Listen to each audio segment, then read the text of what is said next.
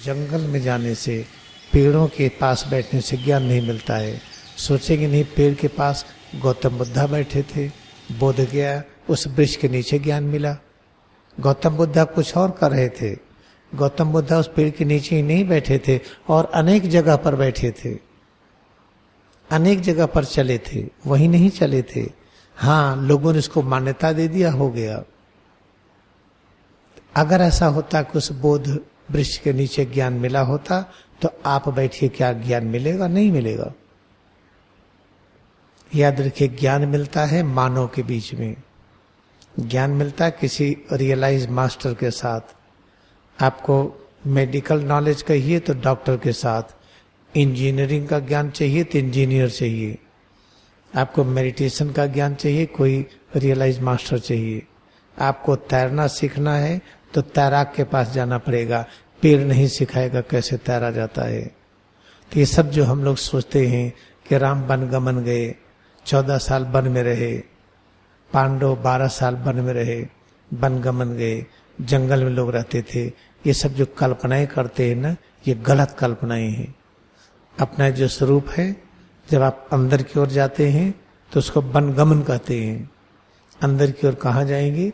हाथों से अंदर में कहाँ जाएंगे? जहाँ से शक्ति आ रही है। शक्ति कहाँ से आ रही है? ब्रेन स्पाइनल कॉर्ड से।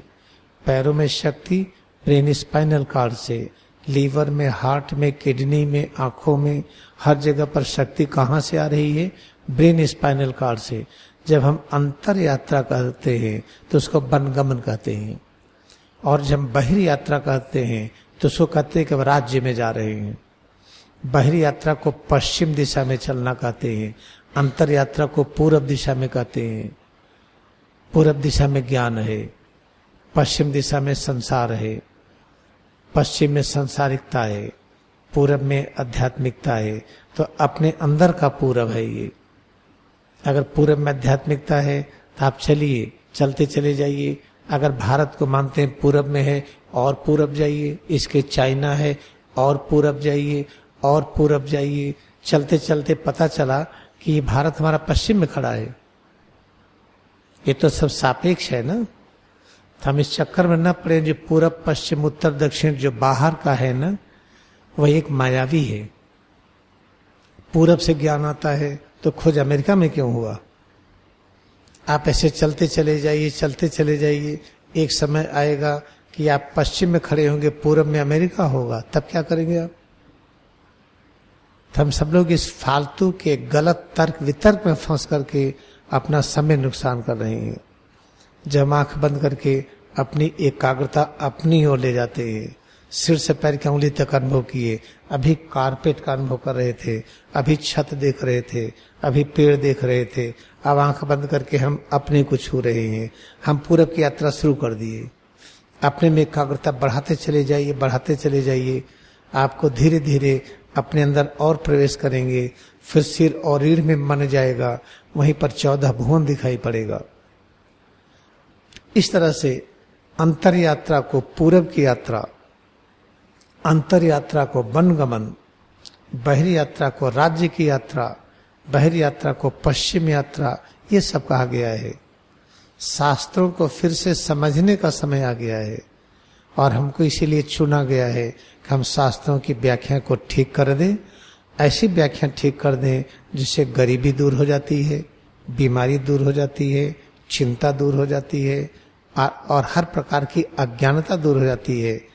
इसका प्रयोग पहले मैंने अपने ही ऊपर किया कि सांच को आँच नहीं।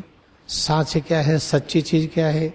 हम आपको बहुत प्रेम करते हैं, हमारा संपूर्ण तन मन धन आपके लिए होगा, ये सच्चाई है। तो हम क्रिया योग को इतना प्रेम करते हैं कि यही हमारे लिए भगवान है।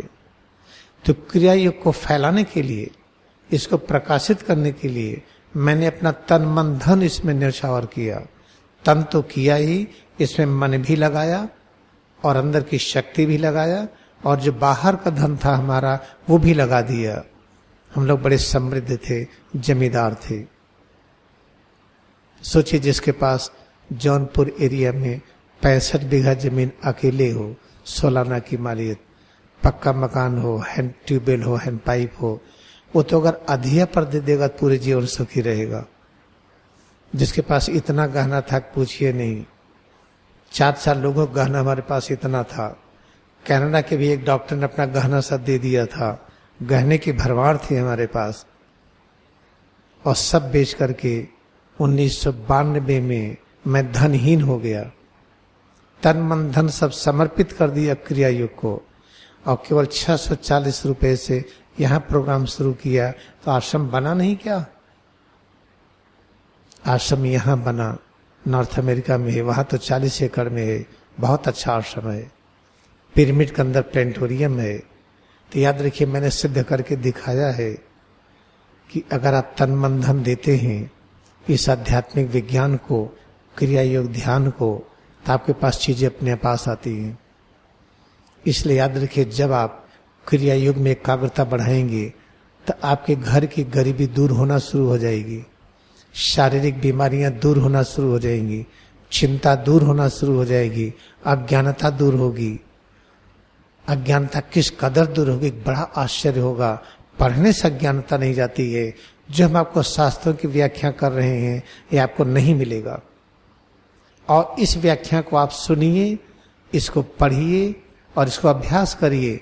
आपकी डायबिटीज चली जाएगी, ब्लड प्रेशर, गठिया, बीमारी, चिंता, अज्ञानता गारंटी के साथ। तो हमको शास्त्रों की वो व्याख्या चाहिए जो हमारी समस्याओं का निदान करे। शास्त्रों की वो व्याख्या नहीं चाहिए जो बोझ की तरह रट लें और तोता की तरह कहते रहें, कंप्यूटर की तरह बोलते रहें, सेलफोन की तरह बोलते रहें, उसका कुछ अर्थ ही न निकले।